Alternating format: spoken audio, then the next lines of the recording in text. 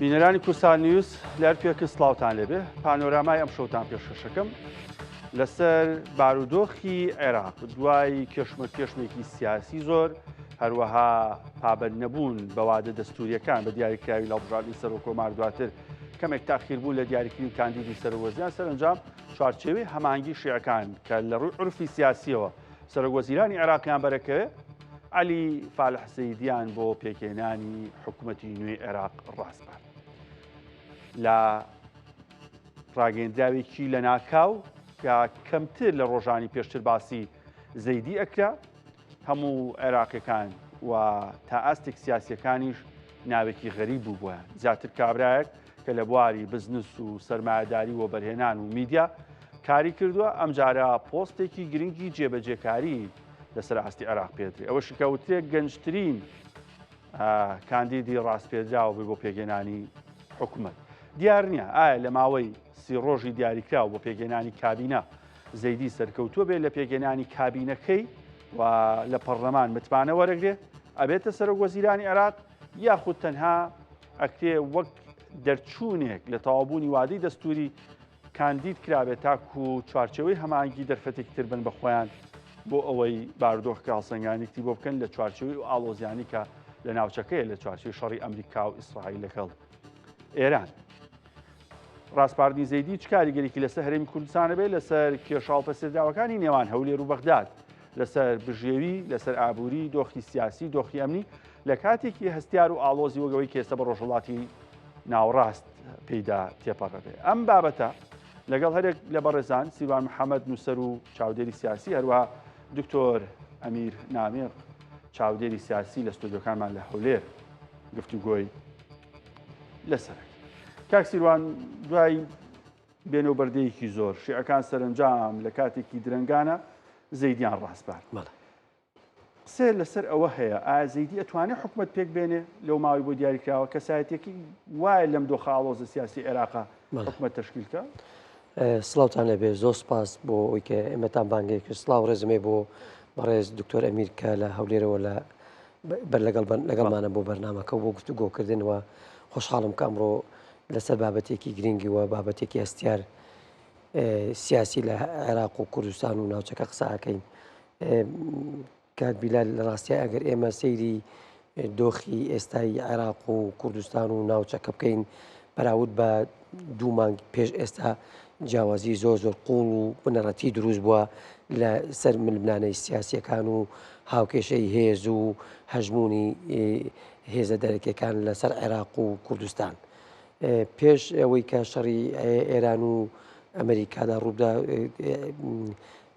دەوڵەتێک لە دەوڵەتەکانی ناوچەکە با بڵێم ئێران هەژمونێکی زۆری هەبوو لە سەر ئەو با بڵێن تەحکومکردن بە عێراق و بە دیاریکردنی ئایندەی سیاسی ئەم وڵاتی ئێمە بەڵام لە دوای با بڵێن ئەو جەنگە بڵێن ترسناکەی کە لە نێوان ئەمریکا و ئێران و لەگەڵ ئیسرائیلە ڕوویە گۆڕانکاری گەورە و بنەڕەتی لە هاوکێشەی سیاسی و لە هەژمون و لە هێزی سیاسی لە عێراق و لە ناوچەکەدا ڕوویدا لە ڕاستیدا ئەگەر ئێمە سەیری دیمەنی سیاسی عێراق بکەین و سەیری پێکاتی گروپە سیاسەکان و ئەو گروپانە بکەین کە پێکاتەی سیاسی با بڵێن سیستمی سیاسی حکومڕانیان لەسەر بنیادنراوە ئەم هێزانە تا ئەم ساتە وەختە هەم عێراقیش هەم هێزە سیاسەکان ناتوانیوە لە هەژمونی بەتەواوی لە هەژمونی دەوڵەتان و سیاسەتی دەوڵەتانی ناوچەکە و هەرێمایەتی و تەنانەت نێودەوڵەتیش ڕزگاریان بێ بۆیە دەتوانین لە دوای ئەمە کۆمەڵێک گۆڕانکاری کاتە پێشەوە ئەوە دیارە ئەمریکا و تەنانەت دەوڵەتانی ناوچەکەش زۆر پەلانە بوو کە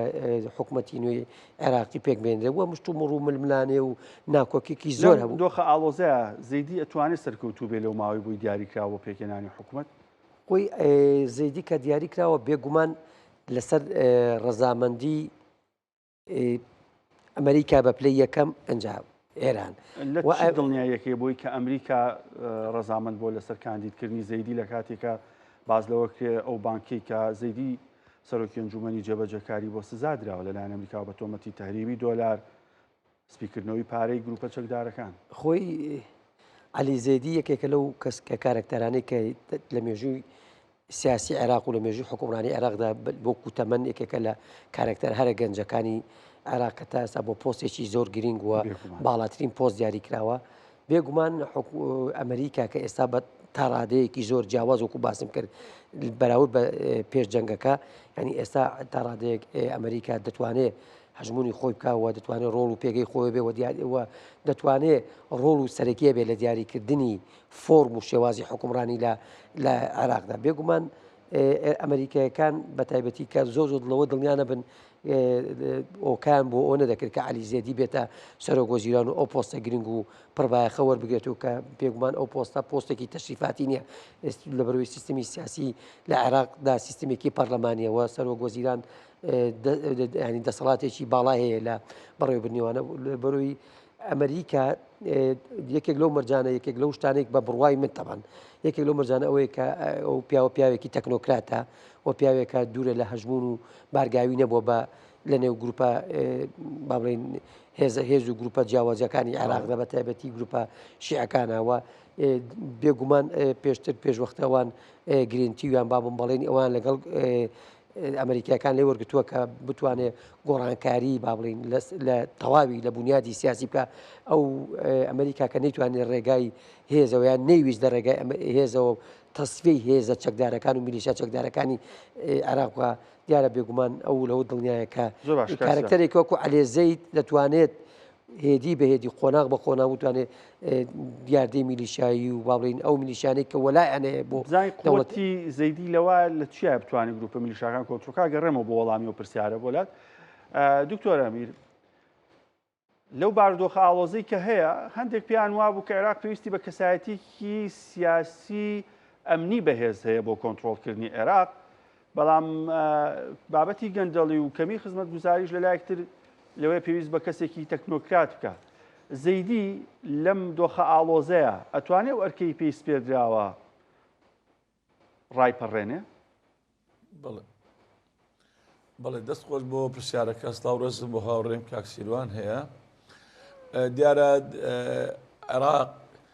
دەوڵەتێکی موسساتیە بەڕەغمی هەموو ئەو کێشە و ئاڵۆزیە و ململانەی لە نێوخۆی یەکتریان هەیە لەو سەقفە زەمەنی قانونیە یاساییەی کە وا پێویست دەکا کەسێک دیاری بکرێ بۆ لەلای ڕاست پێدرێ لایەن بەڕێز سەرۆک کۆماری عێراقەوە فعلەن توانیان ئەم کەسێک دەستنیشان بکەن و سەرۆکی کۆماری عێراق ڕای سپارد کە لە ماوەی سەقفەی زەمەنی بۆ ماوەی 30 ڕۆژ بتوانی کابینەی نوێی حکومەتی عێراق پێک بهێنیتن. ئەمە ینی خاڵێکی زۆر گرنگ و وەرتەرخان بوو بۆ دەوڵەتی موسساتی و خاڵشکە هەیە کە بەڕاستی ئەیش پرۆسەی دیموکراسی و بنەمای دیموکراسیە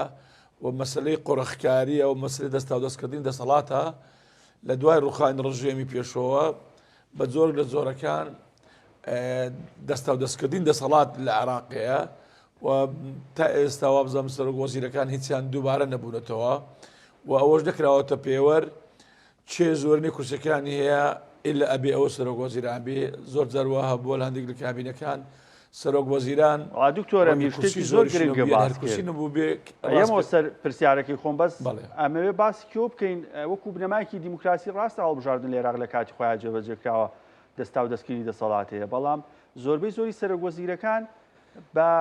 دەنگی هاوڵاتیان یاخۆ فراکسیۆنێکی بەهێزیان نەبوو، پەرلەمانتاری بەهێزیان نەبوو، ژماری پەرلەمانتاری زۆریان نەبوو، بەڵام ئەش بنا خاوەن دەسەڵاتی یەکەم. ئەمە لەگەڵ دیموکراسی تا گونجە؟ بڵێ لە بنەمای دیموکراسیە زۆر جار وا هەیە بیر لەو دەکرێتەوە کەسانی تەخەسوسی کەسانی تەکنۆقرات کەسانێک بگونجێ لەگەڵ ئەو واقعی هەیە کاندید دەکرێت بۆ یە وڵاتە بەڕێوە بە خاستن ئەو دۆخی ئێستا هەیە کە بێنەوە سەر پرسیارەکەی نەکە ڕۆژهەڵاتی ناوەڕاست و دنیای دەرەوە ئەوروپا و جیهان بەگشتی ڕوبەڕووی وردە ڕوبەڕووی قەیرانی ئابووری دەبیتەوە و کۆمەڵ کێشەی ئاڵۆسەیە کێشەی سیاسی کێشەی سەربازی کێشەی ئەمنی و بە تایبەتی کێشە ئابوووریەکان و مەسلەی با بڵێن نەوت و وزە و پارە و داهات و هەمووەمانە کۆمەڵە قەیرانن مەسلەی خزمەتگوزاری کە لە ڕۆژهەڵاتی ناوەڕاست بوونیەوە لەو نێوەندەشدا عێراق بەو ئاراستەیە دەڕوا لە دوای ئەوەی کە شەڕی ئێران لەگەڵ ئەمریکا و بەشێک لە هاوپەیمانەکان لەگەڵ ئیسرائیل و زائدەن گروپەکانی کە هاوکار بوون لەگەڵ ئێران دیارە زۆر وڵاتانی دەوروبەر تێئاڵان لە ناوەزعەکە و کۆمەڵە گرژی هەبوو دوای وەستانی ئەو شەڕودۆخە عێراق لە بدۆخێکی ئاڵۆز و هەستیاردا دەژی ئەو کەسێک کە دەستنیشان کراوە عەلی زەیدی ڕەنگە بەڵێ تەجروبەی زۆر باشی هەیە لە مەسائیدی بنەما ئابوووریەکان لە مەسلەی کارگێڕی لە مەسلەی بزنس و عێراق پێویستی لە قۆناغا پێویستی بەوەی هەیە کە تووشی ئەزمێکی اقتصادی نەبی چۆن بە شێوازێک بگونجێ لەگەڵ دنیای دەرەوە کە ئەو واقعانێکە هەیە کە بۆیە ئابووری عێراق بە مستەقری ببینێتەوە بە یەکسانی کار لەسەر بکرێ بۆ هەموو گەلانی عێراق و ناوچە جیاوازەکان بەڵام ئەوەی پەیوەندی بەدیوە سیاسەکەی و با بڵێن ڕۆژ ژۆپۆلیتیکەوە هەیە و پەیوەندی بە لایەن ئەمنیەکانەوە هەیە پەیوەندی بە هێزە سەربیاجەکانیەوە هەیە ئەگەر بێ و لایەنەکان بە تایبەتی چوارچێوەی هەماهەنگی کە ئەمڕۆ کاندیدی ئەوانە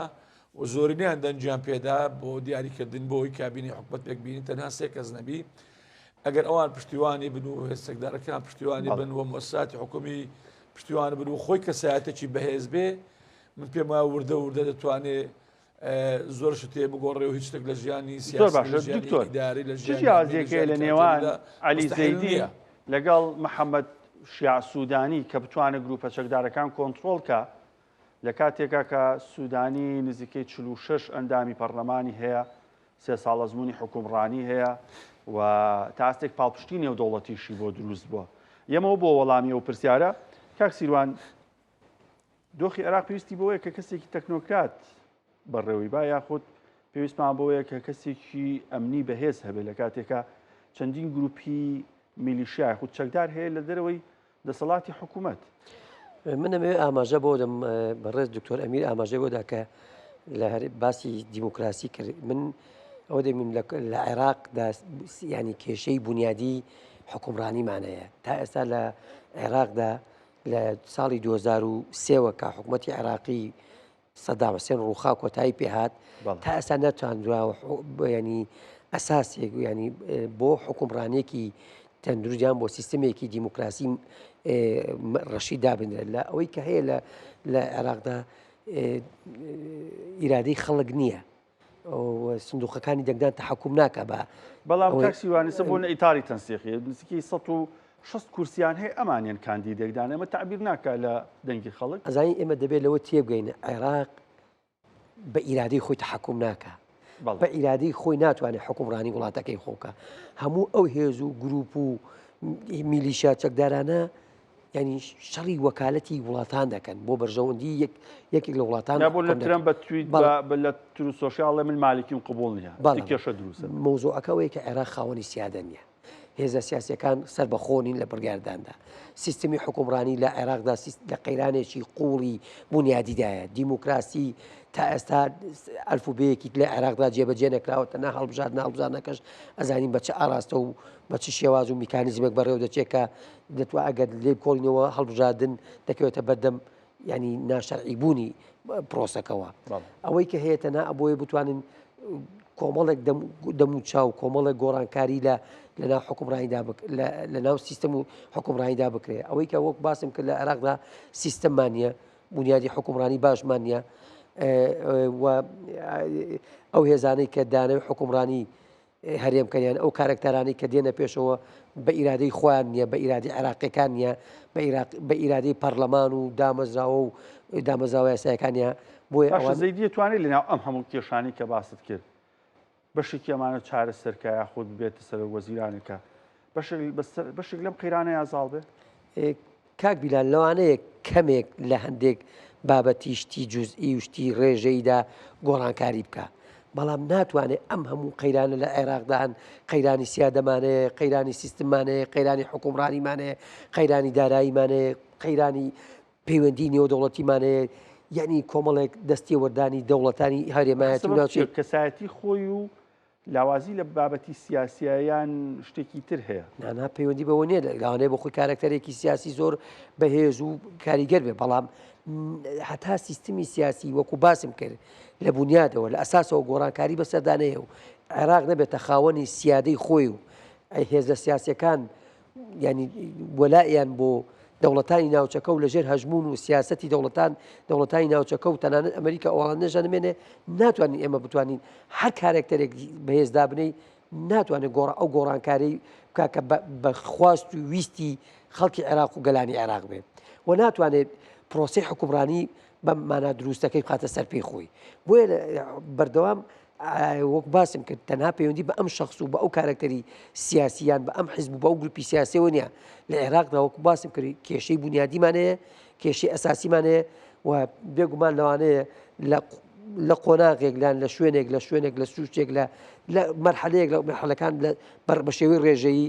با بڵین فەرقێ بکات بەراورد بە حکومڕانی ئەو کاتە بەڵام ئەمەیکە ئێستا عەلی دیاریکراوە لە ڕاستیە ئەم پیاوە وا پێناسە دەکرێت وا خوێندنەوەمان بۆ کرد خۆی وەکو کارکتەری سیاسی تاسە نەمابینیوە نەشمان ناسیوە وەکو کارکتەرێکی بازرگان و سەرمایهدار و ئەوە زیاتر ناوی دەچوو وە گەنجی شەلانەی ئەزمموی سیاسی و بەڕێوەبردنیشی زۆر هەر نەبێت بە بڕوای من ئەمە لاانێ وەکو کەسێکی تەکنۆکرات وەکو کەسێکی پسپۆر عێراق بە کێ چارەسەرەکەی ئەمە وەلات بۆ ئەوەی بزانین جگە لە زەیدی ئەتوانێت کەسێک تەمە چارەسەرکە دکتۆر ئەمیر بۆ پێی کەسایەتێکی گەنج تەنها لە بواری بازرگانیان ڕۆڵی هەبووە کەمتر لە چالاکی سیاسیە ئەوەی کە لە میدیا ینی دەرکەوتوێ پێچە لە پشتی پەردە نازانین و هەروەها بۆ ناکۆکیە توندەی ئەمریکا و ئێران هەیانە لەسەر عێراق لەسەر ئاراستەی سیاسی عێراق ئایندەی سیاسی عێراق ئەمنی عێراق عەلی زەیدی دەتوانێت هاوسەنگی ڕابگریا خودت ئەمریکا هاوسەنگی لا قبوڵە لە ئێستاە وەکو ساڵانی پێشووتر بەڵێ بەر لەوەی پێشتر پرسیارەکرد لێکردم دەرفەت نەبوو وەڵام بدەمەوە سەردەمی سوودانی و سەردەمی عەلی زەیدی دوو سەردەمی زۆر جیاوازن سەردەمی سوودانی کۆمەڵە گروپە بوو ئەرک قورس بوو ڕەنگە هێزولایەنێکی ئیقلیمی زیاتر ڕۆلی هەبی لە دەست نیشانکردن و ئەو حکوومەتە ئەوەی کە ئێستا باشیشی هێنا سوودانی پێم وایە یەک لە سەرۆکوەزیرە با بڵێن سەرکەوتۆکان بۆ تا ئاسێکی زۆر بە تایبەتی ئەو فترەی کە ڕۆژهەڵاتی ناوەڕاست بەهۆی ئەو جەنگی ئەو دوایە کە ڕوبەڕووی ناوچەکە بەوە و پڕوشکیش بەر عێراق کەوت بەکەم و زۆر توانی تا ئاستێکی زۆر هەوڵیدا بەسەر عێراق بپارێز هەوڵیدا یەکریزی نێوان گەلانی عێراق و تەنانەت بە کێشەکانی لەگەڵ هەرێمی کوردستانیشەوە هەوڵدە تا ئاستێک بتوانی ینی تەواازدەک ڕابگرن ئەو قۆناغی ئێستا کە عەلی زەیدی یان زەیدی کە کاندید کراوە پێم وایە کۆدەنجێک هەیەەوە جگەلەوەی ئۆکێ ئەمریکایی هەیە ڕەنگی ئۆکێ ئێرانیشی هەبی ئۆکێ وڵاتانی تری دکتۆر بە چیا بزانین ئۆکێ ئەمریکای هەیە بەڵام ئۆکێ زین چۆنە نە ئەمریکا بە تەواتی 100% تەسەوڕ وایە بەدڵیبی نە ئێران بە تەواتی 100% بەدڵیبی بەڵام حەلەکی وەسەتە و زۆربەی زۆر ینی مشکلەکە لەوەیدا عێراق دەولەت زیادە مستەقلەبی دەبێگەلانی عێراق و نوێنەرانی هەڵبژێردراوی عێراق ئەو هێزولایەنە سیاسی کە زۆری کورسیەکان بەدەست دێنین دەبی ئەوان خۆیان مستەقل بن و سەربەخۆ بن و خۆیان کاندەکە دیاری بکەن ئەوەی ئێستا کە لە عێراق دەگوزارێ تەنانەت بەدا خۆندێک لە ڕۆژهەڵاتی ناوەڕاستیش پێویستی بە ئەوکەی زۆر شوێن و زۆر وڵاتی تر هەیە لە منتیقەکە بە تایبەتی ئەو دۆخێکی عێراق تێدا دەژی بەڵام ئایا ئەو سەرکردە گەنجە بە حکمی ئەزمموی سیاسی و خێبرەی سیاسی و با بڵێن تەراکمی دۆخی جەنجاڵی و ئاڵۆزیەکانی ناوچەکە ئایا چەندی شارەزایەت چەند دەتوانی جڵەوی ئەو قۆناغە لەو ئاسەدا بە جڵەوی و ئەسبە بەو بەڕێزە تاو بدرێ من پێم وایە ئەگەر هاوکاری بن پشت و پەنای بن تا ئاستێکی زۆر ڕەنگە بتوانێت ڕەنگەش پرۆژە و بەرنامەی خۆی هەبێ بەڵام لە 2000دا دەستور هەیە قانون هەیە پەرلەمان هەیە ئەو حکومەتێک بن کە فراوان دەبێ و وەزیرەکان کە دادن ئەو کابینەیە بەجێرەی ئیستحقاقی ئینتیخابی هەموو هێزولایەنە سیاسیەکان ئەوانەی کە بەشدار دەبن لە حکومەت نابنە معارەزە بەشدار دەبن لە 2000دا پێم وانییە هەموو سوڵتە و دەسەڵاتەکە بە تەنیا ئەو بێ بەڵێ بەس شخصێکێم لە ئەنجومەنی وەزیران ڕۆڵ دەبینێ بەڵام پەرلەمان هەیە سەرۆک کۆمار هەیە و ئەنجومەنی وەزیران هەیە و دەستور و قانونیش هەیە تەداخلاتی ڕەنگە لێرە و لەوێ هەبی بەڵام ئەرچی ئاسان نێ پێم وایە ئەرکەی زۆر زۆر قورس و پێویستی بە پشتیوانی کێ هەیە دکتۆر بەردەم شتێک پێویستی بە پشتیوانی ئەو هێزولایەنە سیاسیانەیە کە زۆرنەی کورسەکانی پەرلەمانیان هەیە چکەمە ئێمە ئەگەوی کە دیقەت دەین بە تایبەتی ئەمریکا ینی ئیش لەسەر ئەوە دەکا کە حکومەتێکی عێراق بیتن حکومەتەکە کاربڕێکەر نەبی متمانی پێدرا بێت لەلایەن ئەو پەرلەمانی کە هەیە ئەو حکومەتی ئێستا هەیە کاربڕێکەرە دەستور و یاساکان کە لە عێراق هەیە دەسەڵاتەکانی محدود کردیە هەتا بۆ مەحاسەبەکردون لێ پێچینەوەش یعنی ملزم نییە بۆ ئەو پەرلەمانە بتوانین محاسبێکە لەبەرەوەی ئەو بە هەر چۆنێک بی دەیانێت حکومەتێک بێ ملزم بێ بۆ پەرلەمانە حکومەتێک بێ خاوەن قرار بێ بەتایبەتی بۆ ئیمزاکردن و ئیتفاقاتی کۆمەڵک عقود و کۆمەڵێک بڕیاج ڕەنگێک بێ فەرزکە عێراق چۆن جێبەجێ دەکاتن لەبەر دەسەڵاتەکانی ئەو حکومەتە کاربڕەکەری ئێستا زۆر با بڵێن محدودە و مقەیەدە لەبەرەوە بە هەر شێوازێک بێ ئەدایانێت حکومەتێکی ئەکتیفێ بێ بەتوانە بێ و لایەن ئەو پەرلەمانی ئێستا متمانی پێدرا بێ لەبەرەوە ئەگەر بێ و زۆرنی پەرلەمانی عێراق هێز لایەنە سیاسی بە قۆتەکە کە دەستە ناو حکومەت ئەگەر پشتیوانی بن و کارنامەیەکی بێسێبی بۆ کارنامەیشکە من پێم وایە سەرکەوتوو دەبێ بەڵام ئەگەر لە خارجی ئەو کارنامەیشکە ڕەنگە ئاسان نەبێ سەرکەوتوو بێ ئەمە بینیمانە لە قۆناغیانتر جارێ بە فشاری جەماوەری جارێ بە زەختی پەرلەمانی متمان لەسەر گۆزیران وەرگیراوەتەوە کەسێکی تر لە شوێن دادراوە و خاڵە شەشکەیە منفەزێک بووە مەسەلەن کە مودە قانونیەکە بەسەر چووە ئەو بەڕێزەکانی کراوە ئەمە سی ڕۆژی تر ئێستا لە بەردەم عێراقدا هەیە بۆی بتوانێت حکومەتە تەشکیلکە ئەگەر نەشتوانێت حکومەتەکە تەشکیلکە ئەو مەجالێکی هەیە لەماوەی ئەو سی ڕۆژە ئەگەر ئەو بەڕێزەش دەتوانێت بتوان کەسشکە کۆدەنجی هەبی و کەسێکی تر کاریت کرد لەجێ ئەو بەڵام ئومێد دەکەین ئەو بەڕێزە کەسێکی بەتایبەتی عێراق بە کۆمەڵی قۆناغی سەختی مەسائلی ئابووری و ئالۆزی ئابوور و کێشەکان لە ڕۆژهاتی ناوەڕاست و دنیای دەرەوەدا تێدەپەڕی ئەو بەڕێزە ئەزمون و شارەزایکی باشیە ڕەنگە سوودی وەربگیرێ بەڵام کێشەکە لەوەیدا کێشە سیاسی و ئەمنی و سەربازەکان و دۆخی ئالۆزی ململانی لاوانە سیاسەکان گەورەترە قەبارەکەی لە بەتەنە لە قەبارە ئابوووریەکەی زۆر باشە کاکسیوان کێ توانێم دۆخی عێراق چارەسەرکە ئەگەر ئەم بە تەمەن بە ئەزمموی سیاسی وە لە ڕووی ئەمنی و حیزبی سیاسی و پاڵپشتێکی بەهێزی نەبێ ئەی کێ ئەتوانێت ئەم دۆخی عێراق چارەسەرکە بەشێک لەو کێشان چارەسەرکە کودەتایەک دەتوانێت هەڵبژاردنێکی تر یان کەسایەتێکی تر هەیە لێرە کاک بیلال ئەگەر ئێمە مێژووی دروستبوونی دەوڵەتی عێراقی لە ساڵی 1920ەوە تا هەموو ئەو دەسەڵاتدار و حکومەتێک لە دوایەکەنەی کە تاکن تا ئێستا بە شکست ینی تێپەڕیون یعنی ئێمە لەناو دەوڵەتێکی شکست خواردووە کە باسی حکوومەتی پێکەنانی حکوومەت و شێوازی حکومڕانی دەکەین دەبێ بزانین ئێمە لەکوێ باسی حکومڕانی دەکەین ئێمە لە دەوڵەتێکی شکست خواردووی هەشتانەوە ساڵی ڕابردوو لە عێراقدا باسی حکومڕانی دەکەین بێگومان بۆ ئەوەی کە هەر کەسێک هەر کوتلێک هەر دەسەڵاتێک هەر گروپێک هەر کەسایەتێک پێ حکومڕانێکی تەندروست پێڕۆ بکات دەبێ یەکەم هەموو ینی یەکەم هەموو پرینسیبەکانی دیموکراسی هەڵبژاردن کۆمەلگای مەدەنی ینی هەموو ئەو بنەمانەی کە لە حکومڕانی ڕەشیدا دەبێ ئەوانە پەیڕۆ بکە ئەوە پشتیوانی میلەتەکەی و پشتیوانی دامەزراوە شەرعەکانی وەکو پەرلەمان حکومان هەیە کەسایەتێکمانێ لێرا بتوانێمە بکە لە عێراقدا خەڵکی زۆر بەتوانان لەبەرەوەی عێراق ئەزمموی تا ڕادەیەک ڕاست ئەزمونونەکەی شکست خواردۆ بەڵام ئەزمموی دەوڵەتداریان هەیە و سەروەتێک لە شێوازی حکومڕانی دەوڵەتداریان هەیە ئەگەر دەستی دەرەکی و ئەگەر دەستی وەردان و هەژمونی دەوڵەتانی ناوچەکە بێڵن و ئەگەر پرینسیبەکانی دیموکراسی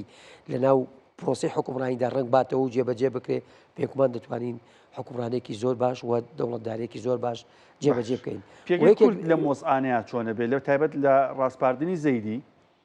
و پێگەێنانی ئەم کابینەیە دۆخی کورد و هەرێمی کوردستان چۆنە بێ یەک خاڵی تر پەیامێکی باڵۆشخانەی پەیامی پیرۆزبانی باڵۆشخانەی ئەمریکا لە عێراق بۆ عەلی زەید ئەوە پەیامەکە کۆمەڵێک ڕەهەندی سیاسی ئەمنی ئیقتصادی گەورە گەورەی لە پشتەوە بوو بۆی کە بە عەلی زەیدی بڵێن ئێمە پشتیوان تین پیرۆزبایی بەم هێڵانە و بەم سیاست و نەخشەی کە خۆمان ئاراستە دەکەین و پێتانەڵێن ئەوە توانێ وابێ لە ڕاستیە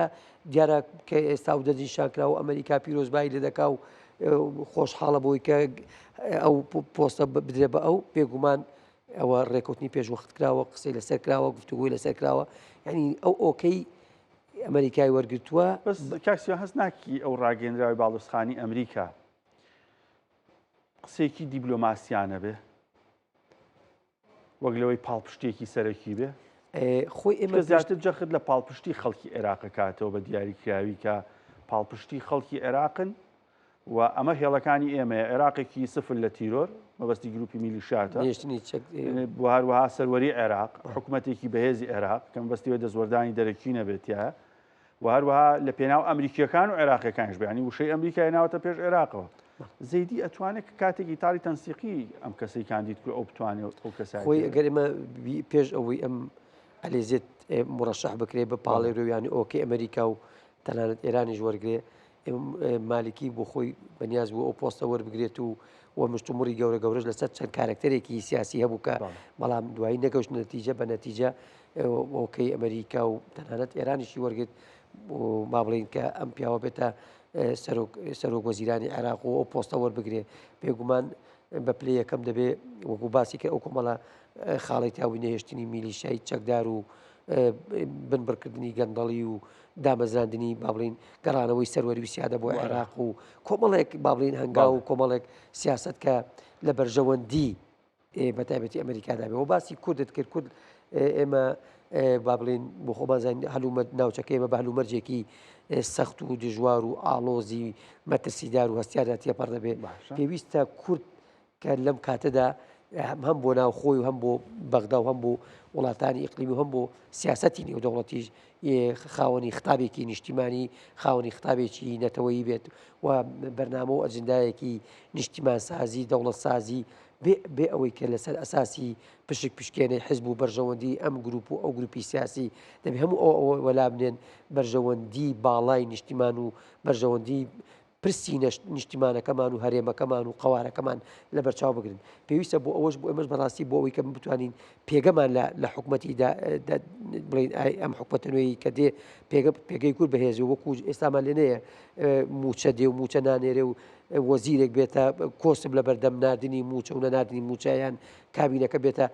پێویستە کورد بە یەک و یەکگوتووی و بە پرۆژەیەکی سیاسی هەمەلایەنە و بە جددی بێ لەسەر پرسیینەتەوەی و بەرژەوەندی باڵای خەڵکو و بەرژەوەندی باڵای نیشتیمان و هەرێمی کوچان لە بەرچاو بگرێن و بە جددی بچنە پێشەوەەوە هیچ بیلەوە نەکەنەوە کام لایەن وەزیر وەردەگرێ و کام لایەن دەبێتە پەرلەمانتار و کام لایەن پۆستی گرنگ و سیادە وەرەگرێت گرنگترین شت ینی هەستیارترین شت بۆ ئێمەی کورد ئەوەیە بەرژەوەندی هەرێمەکەمان لە بەرچاو بگرین ژیان و گوزەرانی خەڵکمانە تا ئێستا تا ئەم ساتە وەختە ئێمەوە تا کێشەی موچەمانەیە تا ئێستا حکوومەتی عێراقی حکوومەتی هەرێمی کوردستان لەسەر نردنی موچە ڕێنەکەوتون تا ئێستا هەرێمی کوردستان بودجێ دیاریکراوی بودجەکەی دیاریکراوینە لەناو لە بەغداوە نایە یعنی کێشە لە نێو هەردوو لاکە ئەگەر ئێمە ئیرادەی هەرێمی کوردستان بە یەک و یەکگوتووی بە تایبەتی دوهێزە سەرێکەکەی یەکێتی و پارتی بەرنامەیەکی وردی نیشتیمانیانە بە عقلێتێکی دەوڵەتداریانە بە ژیرانە بچنە پێشەوە بە دڵنیاییەوە هەرێمی کوردستان دەتوانێت پێگەیەکی بەهێزی لە ناو حکوومەتی عێراقیدا هەبێت و بتوانێت هەموو ئەو داخوازی و هەموو ئەو ئیرادەی خۆی لە ناو حکوومەتی عێراقیدا خۆی جێبکاتەوە بۆیە بەڕاستی کورد پێویستی بە خطابێکی نیشتیمانی و یەک و یەگور خطابی بەرنمەیەکی سیاسی هەمەلایانەی گشتگیرەیە بۆی بتوانین زۆر دکتۆر ڕاستپاردنی زەیدی ئەگەرەکانی پێگەنانی حکوومەتی نوێی عێراق چ کاریگەرێکی لەسەر هەرێمی کوردستانە بێ بەو دۆخە ئاڵۆزەی لەم ناوچەیە هەیە یەک لەو خاڵە گرنگیانەی کە کاریگەری هەیە و پێم وایە ئەگەر نوێنەرانی کورد لە بەغدا و بتوانن ڕۆڵ ببینن پێم وایە ڕۆلیش دەبینن ئەویش بودجە و با بڵێن میزانیە بۆ ساڵی 2026 کە دەچێتە پەرلەمانی عێراق حکوومەتی تازا بڵێن کە کابینەی تازا یەک لە ئەرکەکانی ئەوەیە بودجە میزانی بنێت بۆ پەرلەمان بۆ 2026 کە پەسەند بکرێ ئایا بەتەنها بۆ ساڵەکە یاخود ئەو کاتە لە پەرلەمان بڕیار لێدرێیان بۆ 26 و 27 دەبیتن ئەو کاتە بەجێری بنەمە یاسایەکان و کارە ئیدارەکان و حکوومەتەکە دەینێری ئەویش ئەوەیە کورد لە بودجەیە بتوانانی کۆمەڵەشت هەیە دەستپیتی بکە لە بەرەوەی ئێستا نەفت ئەوەوەی کە پەیوەندی بە نەوتی هەرێمە دەڕوا ئەوەی کە هێتا ئێستا ئیتفاقاتە بەڵێ بڕیاری پێ دەرچەوە بەشێکی تقریبا قوی قانونی هەیە کێشەی موچەیە ئەوانە زۆر باشە بەڵام بۆ بودجەی 2026 کە دەڕوا بۆ پەرلەمانی عێراق دووسێ خاڵی زۆر گرنگکەیە وکەنەوە دەڕوا و مەسلەی موچەیە مەسلەی پلە بەرزکردنەوەی مۆزەفینە مەسلەی دامەزراندن و خزمەتگوزاریە بۆ هەموو محافزەکانی عێراق بەبێ جیاوازی و خاڵش کە زۆر ئەساسیەیە کە ئەحسایە کرا لە عێراق دەرکەوت با بڵێن عەدەدی سوکانی هەرێمی کوردستان ژمارەی دانیشتوانی هەرێمی کوردستان زیاتر لەو ڕێژەیەی کە عێراق پێشتر داهات و بودجە و میزانی بۆ هەرێمی کوردستان دیاری کردبوو لە زوو 17 بوو بەڵام بەو دوایە 12 و شتێک بوو بەڵام ئێستا ڕێژەکە بەرز بۆتەوە بۆ نسبەی بەرزتر پێم وایە لە حکومەتی داهاتوو دەتوانین لە عێراق و ئەو شتە مەسەلەی میزانی و دارایی چارەسەر بکەین خاڵشکە هەیە ئەویش مادەی 140 و ئەو مادانەی کە مادەی دەستورین کە پەیوەستە بە چێشەکانی نێوان هەرێمی کوردستان و عێراق بە تایبەتی مەسەلەی مادەی 140 و زۆر شتی تر مەسەلەن ژیان و گوزەرانی پێشبەرگە ببێ دکتۆر کورد بەم دۆخەوە ئەتوانێت داواکاری ئەمانی هەبێ ئەم کێشانە چارەسەرکا لەگەڵ عێراق بە دۆخێکی پەرتەوازیەوە یەک لە کێشە خراپەکانە یەک لە کێشە خراپەکانە لەبەرەوە ئێمە حکومەتە چ کاربڕێکەرمان هەیە تا ئێستاەوە ساڵ و نیوە کە نەمانتوانێت حکومەتێک دامەزرێن و سەرۆکاتی پەرلەمان بژێن و سەرۆکی هەرێم و سەرۆکی حکومەت و کابینێکی نوێ دامەزرێ حکومەتەکەمان کاربڕەکەرە حکومەتی کاربڕەکەریش دەسەڵاتەکانی مەحدودە و بەڕاستی ئەو ناتەبایی و نایەکریزی و پەرتەوازی نێوان خۆمان نەمانتوانیوە بەرنمەیەکی دەوڵەتداری یەکگرتومان هەبی ئێمە ئەگەر بمانەوێ کورد ڕۆڵ و پێگەیەکی بەقوتمان هەبی لە عێراق دەبی لێرە یەکگرتو بین نێوماڵ و خۆمان یەکگرتو بکەین یعنی سیرکە ماڵی شیعە بەڕەغمی هەموو خلافەکانی خۆیان سیرکە دەتوان لە سەقفی زەمەنی خۆیان ئەو درەفەتە لە دەست دەدەن کە زۆرنی کورسەکانیان هەیە سەیری ماڵی سنیکە بەڕەغمی هەموو تێبین و کەمۆکڕەکانیان دەتوانن بە ئاسانی ئەو کاندێکە دەیانەوێت دیاری بکەن و دەنجی لەسەر بدرێ بەڵام ئێمە لە ناوخۆی خۆمان لە هەرێمی کوردستان نەمانتوانیوە ئیتفاقین لەسەر کابینەیەکی تازە و تشکیلەی حکوومەتی تازە و سەرۆکایەتی پەرلەمان و سەرۆکایەتی هەرێم لەبەرەوەی دەستا و دەستکردی دەسەڵات لە هەرێمی کوردستان ئاسان نییە ینی تەفاهم و لەکترگەیشتن ئاسانیە تووشی دۆخێکی چەق بەستۆ بووین کە پێم وانە ینی ئەوەندە ئاستەگەچی گەورە بێ ئەوەندە خەتەر بی ئێمە یەکتر تەواو دەکەین یەکتر لە ناو نابین ینی پۆستە فلان هێز سیاسی پۆستێک زیاتر یان کەمتر ئێستقاقی ئینتخابی ینی پێم وایە ئەگە بنەمای دیموکراسی و سیستەمی حکومڕانی لە وڵاتە بەرەو ئاراستەیەکی دیموکراسی جێبەجێ بکرێ ئەوە دەتوانین حکومەتێکی بکەفراوانی بەهێزمان هەبێ بەڵام ئەم حکومەتێکە دادەمەزرێ پێویستە کەسانی تەکنۆقرات بەهێز بن بەتوانا بن خیبرەیان هەبی بە تایبەتی ئەوانەی کە کۆنتاکتیان لەگەڵ دەوڵەتی عێراق هەیە مەسەر ناکرێ ئەوەی دەچیتن مناقەشە دەکات لەسەر کێشەی ئابوور و کێشەی نەوت تەراکمی خێبرەی نەبی تەخەسوس نەبی لەو بوارە ناکرێت ئەوەی دەچی لەسەر کێشەی هێزەکانی ئاسایشی ناوخۆیان کێشەی پێشبەرگە و لەگەڵ منزوبی وەزارەتی دیفاعی عێراقی مناقەشە دەکاتن کەسێکی مەسلەکی نەبی و خێبرەی نەبی و تەجروبەی نەبی شارەزان نەبیتن یعنی ئەمانە زۆر فاکتەری گرنگ ئێمە حکومەتێکی بەهێزمان هەبێ وەزیری بەهێزمان هەبی کابینەیەکی بەهێزمان هەبێ زۆر باش وەسەرۆکایەتی ئەنجومەنی وەزیران سەرۆکایەتی هەرێم و سەرۆکایەتی پەرلەمانی بەهێزمان هەبێ و ئێمە لە هەرێمی کوردستان بودجە و میزانی خۆمان ڕەوانی پەرلەمانی کوردستان بکەین لە پەرلەمانی کوردستان دەنجی لەسەر بدرێ چەند ساڵە یەک لە ئەسبابەکانی کە کێشە دەکەوێتە ناو هێز و لایەنە سیاسەکان لە ئەنجامی ئەوەیە بودجە ناتوە ناو پەرلەمانی کوردستان میزان ناتوە پەرلەمانی کوردستان پەسەند بکرێ بەبێ جیاوازی بە جێرەی نسبەی دانیشتوان دابش بکرێ کارە خزمەتگوزاریەکان میزانی دابش بکرێ بۆ هەموو شار و شارۆچکە و ناوچە جیاوازەکانی کوردستان ئاستەنگێکە و کێشەیەک یەکگرتو یەکریزی بڕۆین بۆ نەکی ڕێگرێ لەوەی کە پەرلەمان کارا بێ بودجەی هەبێ حکوومەتێکی چالاکمان هەبێ ئەمە وڵات وەڵامیەوە کاک سیروان دۆخێکی ئاڵۆز لە هەرێمی کوردستانەوە حکوومەتی عێراق تا ئاستێک کاندیدی سەرۆوەزیانی ڕاستپێردراوە سەرۆک کۆمان هەڵبژێراوە سەرۆکی پەرلەمان لیژنەکانی پەرلەمان چالاکن ئەی دۆخی هەرێمی کوردستان لەم ئاڵۆزیە ئەمەی ئێمە ئەیکەین بەرەو کەناری ئارامیمانە بە لە ڕاستیە ئەگەر ئێمە سەیری با بڵین پرۆسی سیاسی بکەین لە ساڵی 92 تا ئێستا پرۆسی سیاسی لە هەرێمی کوردستاندا بکەین دەبینین پرۆسی سیاسی لە هەرێمی کوردستاندا بە شێواز و بە میکانیزمێکی تەندروست هەنگاوەکانی نێناوە لە هەموو ئینتیخاب هەموو هەڵبژاردنەکان لە کاتی هیچ هەڵبژاردنە لە کاتی خۆیان نەکراوە هەڵبژارنەکان دواکەوتون هەڵبژارنەکان ناتوانانی هەڵبژارنێکی پاک و بێگەر بن و دیموکراسی هیچ هەنگاوێکی نەناوە بۆی لە کوردستاندا جێبەجێ بکرێ و تا ئێستا تا ئەم ساتە وەختە دوو ئیدارەی زۆنی حکومڕانمانەیە زۆنێک لە سلێمانی زۆنێک لە هەولێر و تا ئێستا ئێمە خاوەنی عقلیەت و بیرکردنەوەی دەوڵەتداری و بەڕێوەبردنی نین تا ئێستا هیچ هەنگاوێکمان نەناوە بتوانین بەرەو پێشەوە بچین بە پێچەوانەوە لە دوای ڕژێمی حکوومەتی عێراقیەوە ئێمە تەواوی کورد هەرێمی بڵین باشووری کوردستان بە کەرکووکیشەوە لەژێر دەسەڵاتی هەرێمی کوردستاندا بوو کە بۆ چوارچێوەی خاکی هەرێمی کوردستانەوە بەڵام بەهۆی ململانێ بەهۆی بە هەڵک بە کوردبینی سیاست و بەهۆی نەزعی حزبایەتی و نەزعی خێڵ و بە جۆرێک لە جۆرەکان ناتوانیوە کە ئەو بەشەی کوردستانیش بپارێزن و بە بینیمان لە ئەنجامی با بڵێن بڕیاری هەڵەوە لە ئەنجامی کۆمەڵێک هەنگاوی هەڵەوە توان ئەو بەشەی با بڵێن کوردستان کە لە ساعت 48 خاکی کوردستان و لە دەستماندا و لە ڕاستیا بە کوردەکەی لە کوردستاندا هێزگەلێک یان با بڵێن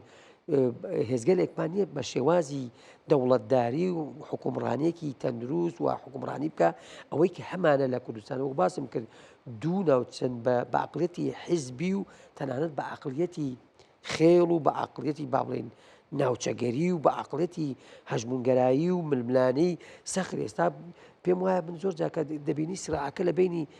ئەم دوو ناوچەیە دروست دەبێت دەڵێت لە نێوان دوو دەوڵەتی دوژمن بە یەکات دروست دەبێت دوو دەسەڵاتی دوژمن بە یەکا دروست دەبێت کە هەردوو دەوڵەت هەردوو ناوچەکەشمان کورد و خەباتیان کردو ماندوو بوون بۆ ئەم کوردستانە لە ڕاستیا دەبێت ئێمە پێش ئەوەی بە گوتاری نیشتیمانی و بە گوتاری دەوڵەت سازی و بە گوتاری حکومڕانیەوە ئێمە بیلۆ بکەینەوە هەنگاو بنین بۆی بتوانین مەترسیمان لەسەرە 555 ڕۆژە پەرلەمان هەڵبژێراوە لە کوردستاندا 555 نزیکەی وا بووە 2 ساڵ یعنی مانای تیانێت تا ئێستا پەرلەمان پەکیشتێکی دروست نان هەر پەکی کەوتووە مانای تیانێت تا ئێستا هیچ هەنگاوێک نەداوە بۆی حکوومەتی تازە پێک بێنرێ مانای تیانێت تا ئێستاش ململانەیانە لەسەر ئەوەی کە سەرۆکی حکوومەت بۆچی مەترسێک لەسەر ئێمە دروستەکەوە تا خۆ ئیشیش ڕوا و مشکلەژ نیە و حکوومەتەیە و خەڵک ئیشی دایری خۆیەکە وەفدیەت پێشوازی لێکرێ ئاژێ دابەشەکرێ چکێشێک کاک بیلاجیان ئەزان چی هەموو حکومڕانێک هەموو پێگەی بەهێزبوونی هەموو حکومڕانێک هەموو قوارەیەکی سیاسی پەیوەستە بە شێوازی حکومڕانێکە ئەگە ئێمە لە ناو خۆماندا شێوازی حکومڕانیمان باش بێت خاوەنی بەرنمەیەکی نیشتیمانی بین یەک و یەکگرتوومی لە ناو خۆماندا پرۆسەی دیموکراسی و بنەماکانی دیموکراسی بچەسپێنین بیر لە بەرژەوەندی خەڵک بکەینەوە واز لە بەرژەوەندی حیزبی تەسکی حیزبی و بەرژەوەندی ئەم شخصی سیاسی ئەو شخصی سیاسی بێنین و بە عقڵەتی بێگومان ئێمە هەم لە بۆ ناو خۆمان دەتوانین زیاتر بەرەو پێشەوە بچین بەرەو دەوڵەتداری بچین بنەماکانی دەوڵەت لە خۆمان چەسپێنین هەم دەتوانین وەکو فاکتەرێک وەکو ینی هێزێکی بەهێز لە بەرامبەر حکوومەتی ناوەندی لە بەرامبەر وڵاتانی ناوچەکەدا بتوانین پێگەیەکی بەهێزترمان بێت و بتوانین باشتر سیاست بکەین و بتوانین باشتر ئامانجە نیشتیمانیەکانی خۆمان و ئامانجە نەتەوەیەکەی خۆمان بەرەو پێشەوە بڕین هەموو سیاسەتێکی دەرەکی پێویستە بە سیاسەتی ناوخۆوە سیاسەتی دەرەکی ڕنگدانەوەی سیاسەتی ناوخۆی ئەگەر ئێمە لە ناوخۆماندا سیاسەتێکی دروست پێی ڕۆ بکەین ئەگەر ئێمە لە ناوخۆماندا حکومڕانێکی دروست پێی ڕۆ بکەین بێگومان دەتوانین لە دەریشەوە ئاراستەی سیاسی خۆمان و بەرژەوەندەکانی خۆمان تاقیکردن لە ساڵی وەکو باسی لە ساڵی 92 ئێمە نەماتوانیوە هیچ هەنگاوێک بەرەو پێشەوە بڕین بەڵکو ئێمە لە چوارچێوەیەکدا چەقمان بەستووە و لە مراوەغە داین و لە ململانەی ناوخۆیی و نابەجێ داین و ڕۆژ بە ڕۆژ تا ساتەوەختە تۆ دیقەت بە ئێمە وە خەڵک کێشەی موچەیە یعنی تا ئێستا ئێمە کێشەمان لەگەڵ حکوومەتی عێراقی کێشەی موچەیە هەواڵی میدیاکان و ڕاگەیاندەکانمان بۆتە ئەوە موچە دێ و موچە نایەت و دەڕۆژیکە دێ و فلان کێشەمانەیە و تا ئێستا بودجەمانێت تا ئێستا پەرلەمانێکی ئەکتیڤمانێت تا ئێستا حکومڕانێکی باشمان نیە تا ئێستا هەر بەڕاستی ئێمە کێشەی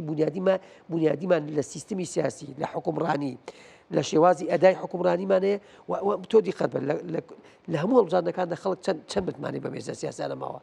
ینی متمانەی سیاسی خەڵک بەهێزە سیاسەکان و بە گروپە سیاسەکان بەڕادەیەکی ئێجگا زۆر دابەزاردی کوردستان ژمارەی زۆری خەڵک بەشداریکی بەڕادەیەکی بەراورد بە ساڵی شتێک بەشدار بووە ڕێژەکە کەم بوو ئەوەی کە کراوە بە تەزویر و بە ساختەکاری بەرز بووەتەوە خەڵک دەبێت بە ئیرادەی خۆ بچێت دەنگدا بەڵام لە کوردستاندا خەڵک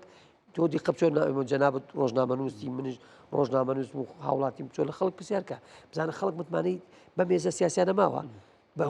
ئۆپۆزیسیۆن هەتا ئەگەرەمە بۆ لات وەڵامی زیاتر کاک دکتۆر چی ڕێگرە لەوەی کە پەرلەمانێکی کارامان نەبێ حکوومەتێکی کارامان نەبێ حکوومەتی هێرم پێگنێت هیچ ڕێگریەکی نێودوڵەتی ئیقلیمی هەیە لەم بابەتەیە یاخود بابەتێکی کێشەیەکی ناوخۆییە و لە فەراغی کارانەبوونی پەرلەمان و حکوومەتێکی نوێە ڕوبەڕووی چ مەترسیەکە بینەوە؟ پێم وانە هیچ فشارێکی نێودوڵەتی و ئیقلیمی هەبی بەو شێوەیە کە ئێمە نەتوانین تەفاهم بکەین و حکوومەتێکی یەکگرتووی ئاکتیف پێک بهێنین. پێم وایە تێنەگەیشتنە لە پرۆسەی دیموکراسی لە سیستەمی دیموکراسی لە دەستا و دەست نەکردنی دەسەڵات لە قۆرەخکاری لەبەرەوە ئەگەر ڕوحەتی دیموکراسی و بێکەوە ژیان هەبی و متمانە هەبی لە بین هێزولانە سیاسەکان چکە متمانەش گرنگە چکە بۆچی مەسەلەن هێزولانە سیاسەکان پێداگیری دەکەن لەسەر کۆمەڵێک پۆست کە دەبێ ئەوە گرنگە لای من بیان لای فڵان بی بەداخەوە متمانە لە ئاستی پێویستدا نییە لە بەروی کاتێک تو ئیتفاق دەکەی لەسەر کارنامەیەک لەو بەڕێوەبردننی حکوومەتێک بۆ ماوەی 4 ساڵ نەک وەگەوەی ئێستا بۆ ماوەی ئەوەندە ساڵ و کاربڕێکردن حکوومەت بۆ ماوەی 4 ساڵ هەڵبژاردننی پەرلەمان بۆ ماوەی 4 ساڵە ئەبێ لە تەوقیتی خۆی هەڵبژاردننی پەرلەمان بکرێ ئەبێ لە تەوقیتی خۆی حکوومەت هێزی یەکەم بابڵێ ئیتفاقات بکرێ و سەرۆ چێرەی هەڵبژێردرێ و هێزی یەکەم ڕاست پێدرێ لە ماوەی 30 ڕۆژ حکوومەت تشکیل بکە ئەگەر ئەو نەیتوانێت هێزی دووەم ڕاست پێدرێ بەداخۆ ئێمە هەموو با بڵێن تەجاوزی هەموو ئەو بنەما قانونی ئەسایانەمان کردووە کەەوە نیشانەی پرسیارێکی زۆر گەورەیە لە معادلی نێودوڵەتی لە پرۆسی دیموکراسی لە وڵاتان کە ئایا ئێمە فعلەن وەکو کورد شایستی دەوڵەتداری نیان نا لەبەرەوە یەکێ پێمان وایە بەهتا سەر باکمان بەوە نەبێ کە ئەو دۆخی ئێستا هەیە وەکو ئاوا دەڕوا و گۆڕەپالەکە تەختە لە بەردەممان و هیچ کێشەیەک نییە و پێم وایە ئەوە بە هەڵەتێک گەیشتووینە ڕەنگە ڕۆژ لە ڕۆژەکان پێمان بڵێن ئیتر تا ئێرە بەسە خۆشمان بینیمان لە کۆمەڵک بڕیار و مەسائلی قوانینی دادگای ئیتیحادی بڕیاریدا و ئێمە تەرفیزمان کرد ئەوە لە مەسەلەی نەفت لە مەسەلەی یاسای هەڵبژاردن و کۆمیسیۆن و لە مەسەلەی کۆتاکان و کۆمەڵشت دادگای ئیتیحادی بڕیاریدا یەکلای کاتەوە ئەو دۆخی ئێستاش هەیە ڕەنگە هەتا سەر ئەوها بەردەوام نەبێ بە زۆر زۆر خراپە لەبەرەوەی چی زەرەرەکەی دکتۆر زۆر نۆرمالە پێم وایە ئەگەر ڕۆژن لە ڕۆژات دادگای ئیتیحادی بڕیار دەبێت حکوومەتی کاربەڕێکە دەسەڵاتەکانی ئەوەندە تەقەیودات بۆ یعنی بڕیاری تەقەید بکە بڕیاری سنووردارکردن بکاتن بۆ ئیشەکانمان لەبەرەوەی ئێمە کۆمەڵک بڕیار هەیە ئەگەر بیدەین عقوت هەیە ئەگەری ئیمزای بکەین ڕەنگە چوارچێوەیەکی قانونی و یاسایی نەبیتن ئەگەر ئێمە حکوومەتێک نەبێت لەلایەن ئەو پەرلەمانی ئێستا با بڵێن متمانی پێدرابی لەبەرەوە ئەو پەرلەمان ئێستا ناتوانانی لە وەزیرێک پێچێتەوە بە دۆداچوو بکات زۆر باشە دکتۆر وەزیرێک لێک دقەیە وەڵامەکەمەوێت یان جێگر بۆ ئێستای هەرێمی کوردستانە بێت چی بکەین لێک دقەیە سپاس دەکەم وەڵام بێتەوە بەڵێ عەفوو بۆ ئێستای هەرێمی کوردستانە بێت چی بکرێت وەک چارەسەر ئەبێ بەپەلا هێز و لایەنە سیاسەکان ئیتیفاق بکەن سەرۆکایەتی پەرلەمان هەڵبژێردرێ حکوومەتێکی ئاکتیڤ هەڵبژێر بەڵام ئەو حکوومەتێکی بکە فراوان بی ئەو هێز و لایەنان سیاسەری کە لە حکوومەت بەشدار دەبن شەریکی ڕاستەقینە بن لە پۆستە سیادی و قیادی و ڕیاسی و ئەمنیەکان و اقتصادیەکان بەشدار بن زۆر باش کاک سیروان هەمان پرسیار لە دقەیەکا وەڵام بێت و سپاس دەکەم چی بکرێ بۆ ئێستای کوردستان شتێکی دەبوو دەست و ئانی و خێراکە بتوانێت لە ئاست وەڵامی ئەم دۆخە پڕقەیرانە بێت چ بۆ ناوخۆت لەسەر ئاستی ئیقلیمیش یەکەم شت ئەوەیە پەرلەمان دەستکا بە کارەکانی خۆی کۆبوونەوەکانی خۆی بکاتەوە بە پەرلەمانەکە پەرلەمانێکی کارابێ و هەموو دەنگ و خواستی خەڵک بچێتە ناو پەرلەمان ئەمە یەک دووەمیش بە زووترین کات و بە پەلا حکوومەتی نوێ پێک بهێنرێت و هاوسەنگی لێ شێوازی حکومڕانیدا هەبێت و لە ئێستادا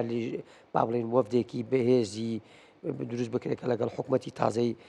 عراق بکەوێتە گفتوگۆ کاویش بە ئەو باسم کرد پێشتر بە بەرنمەیەکی یەک و یەکگرتو و بیلۆ بکەنەوە لە ئێستا و هەموو ئەوەی کە لە ڕابرد ئەو هەڵە سیاسیانەی کراون لە شێوازی حکومڕانی لە شێوازی بەڕێوەبردن لە شێوازی ئەدای حکومڕانی هەمووی وەلا بنێن سەر لە نوێبی لەوە بکەنەوە چی بکرێ بۆی بتوانین ئێمە هەرێمێکی بەهێزمانە بێ وەک باسم کرد دەبێ پەرلەمانێکی باشە دەبێ بە حکومڕانێکی تەندروستە دەبێ ئەبێ حکومڕانێکت هەبێ کە لە ئاس خواست و پێداویستەکانی خەڵکدا بێ وەڵامی پێداویستەکانی خەڵک داتەوە جارێکتر متمانە بۆ خەڵک بگەڕێنێتەوە و پشت بێت بەستن بە میلەتەکەی خۆیان و بە ئیرادەی خۆیان و بە